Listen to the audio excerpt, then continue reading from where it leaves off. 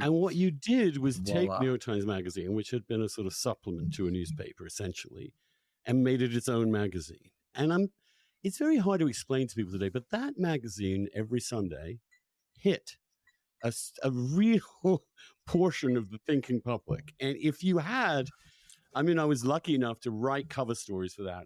And if you wrote a cover story for the New York Times Magazine, you felt it the next day. You felt it on the streets. You could feel it. I remember wandering around Provincetown one day after I'd written something and just wondering if anyone would say anything.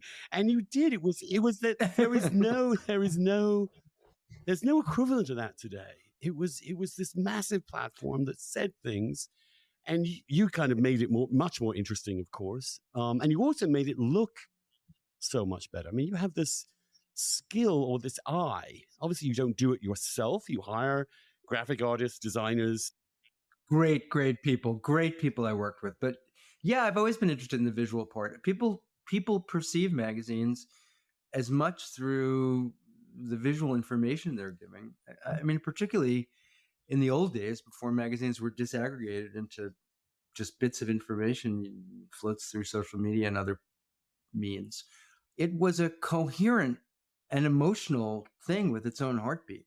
You know that was what you did at New Republic and later in other contexts too. But it was very much what a magazine was about. A magazine was an organism, and it was a group of people, a kind of atmosphere, as it were.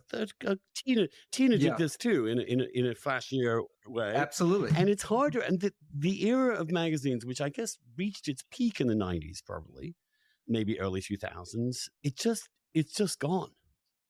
Once the internet removed the staples from the pages. Yeah, absolutely. It all disaggregated really incredibly rapidly. And in some ways, a magazine, I felt, was always defined as much by what it chose not to publish as what it did publish. So it was making choices because you really had to make choices. You had a limited amount of space in a way that no one has to make those choices anymore. Yeah. And if it was general interest, as the Times Magazine was and later New York would be, those decisions were very subjective. You had a lot of freedom to carve out an identity that you hoped would meet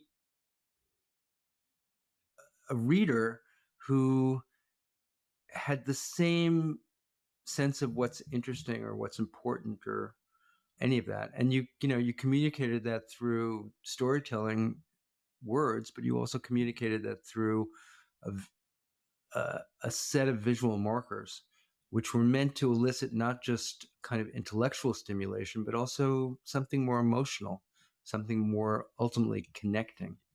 A very personal thing, a reader in a magazine. And that's the thing I definitely loved about magazines when I was discovered 12. that at the New Republic, where this was a small magazine in many ways, 100,000. But the readers were incredibly obsessed with it, and other people were obsessed with it. And who was writing and what they were saying and what fights were taking place and the tensions between people were interested in this stuff, even though it was kind of a nightmare to be in it because you're in this psychodrama of various larger than life people having all sorts of battles with each other. And yet, of course, that gave it this I don't know, this energy that drew attention. And it is just simply impossible. When I see, that's not a criticism of the Atlantic today, but when the Atlantic puts out 500 pieces a month, it's like, that can't be a magazine. That's too much. It's just a machine.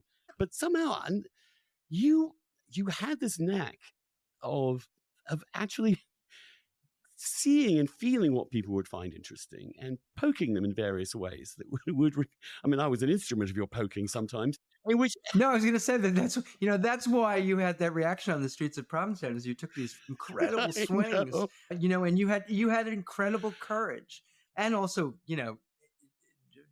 skill and brains. But I'm just like that era is not coming back probably. And it's something I really wish younger people today could see.